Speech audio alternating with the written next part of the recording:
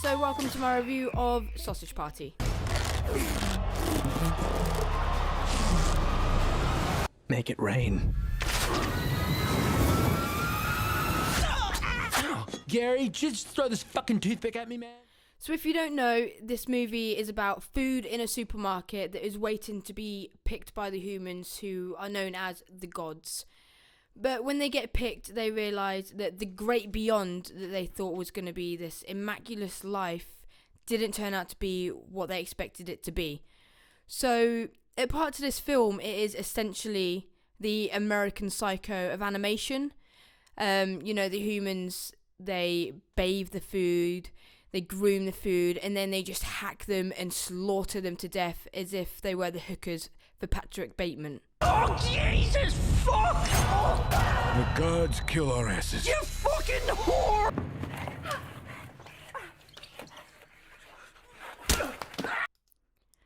So this movie was rated R for a reason, so don't take your kids to see it. It's very raunchy, it's full of sex innuendos, there is cursing constantly.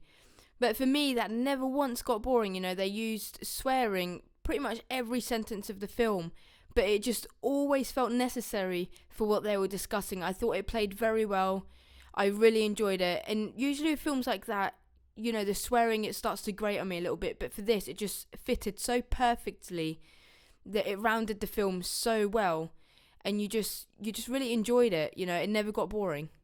Kristen Wiig done this thing where she would sing at times of uncomfortability, and every time she did it in the film, I would continue to laugh because it made me think back to her SNL skits, and if you've seen some of them, you would have seen the one where there was a piano playing, and she would sing, and it would be awkward and uncomfortable, and it would be weird, but it would be so funny. So every time she did this in the film, I just couldn't help but laugh because I would just think of all the other times she had made me laugh when she was starting out in her career.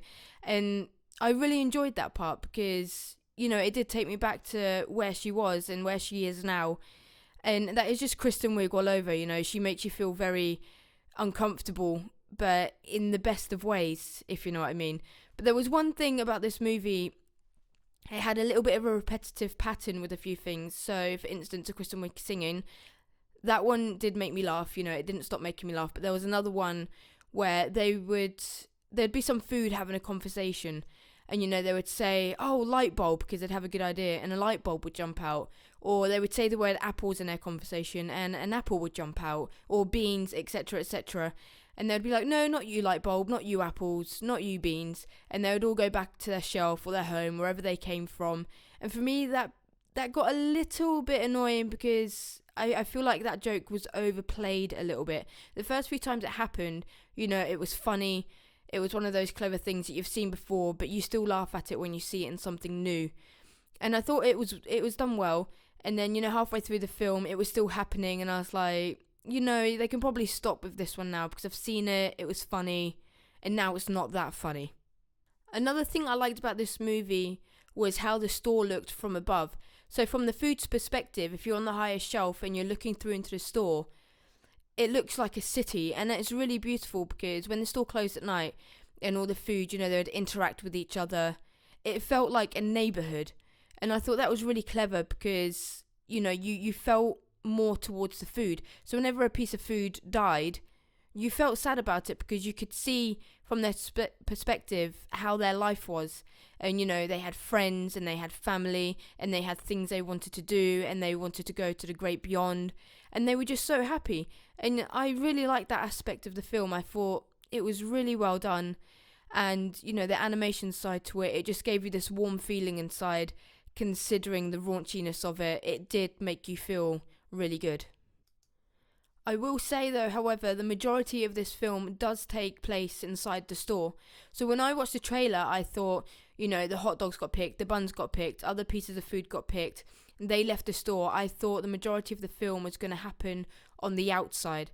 Whereas that kind of wasn't how it was, the team split up a bit. Some of them left the store, and Seth Rogen, Kristen Wiig, they stayed in the store and they met other people and they went through their journey through the store.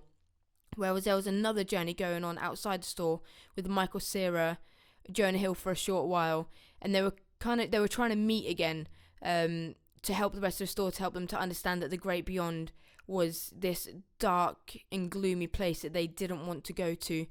I kind of wanted to see them stick together because, you know, Seth Rogen, James Franco, Michael Cera, Jonah Hill, you know, a lot of them. I like it when they're together because I find them very incredibly funny and entertaining to watch. Even just listening to their back and forth chit chats, I find that really enjoyable to listen to. So when they were kind of split, it took a little something away from me because I just think they work so well as a team.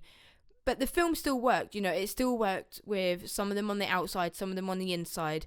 But I would have liked them to have been together to be the gang that they are. So there was a shopkeeper who was played by Paul Rudd. And even though this character was only in it for a few times, you know, I really laughed at this character because I related to this character. You know, this shopkeeper, he would throw food into the garbage bin and just, you know, he'd kick off and throw the garbage bin a little bit and be like, oh, I fucking hate this job. For no reason at all. And that is pretty much me at work. That is how I am. I am nice to people, but when I'm by myself, I just do that. You know, you have your little tantrums and you say you fucking hate this job. So that character was me.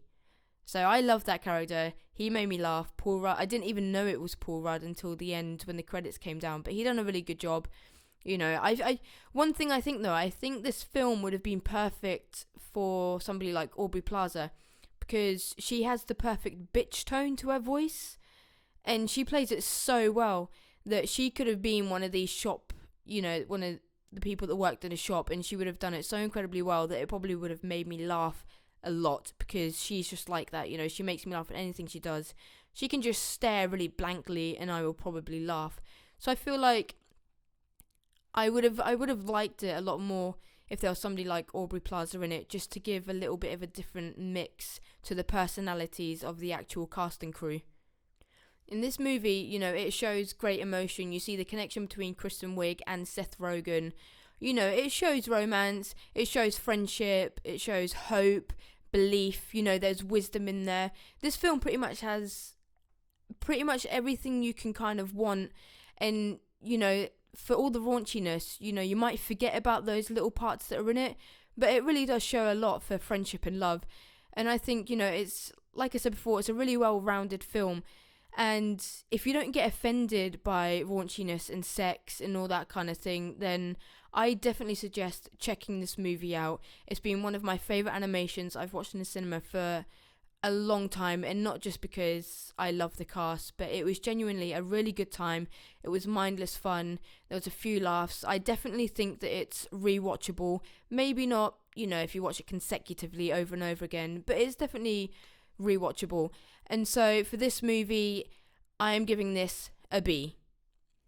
So thank you very much, guys, for listening. I'll see you in the next video. Like, subscribe, take care, see you soon.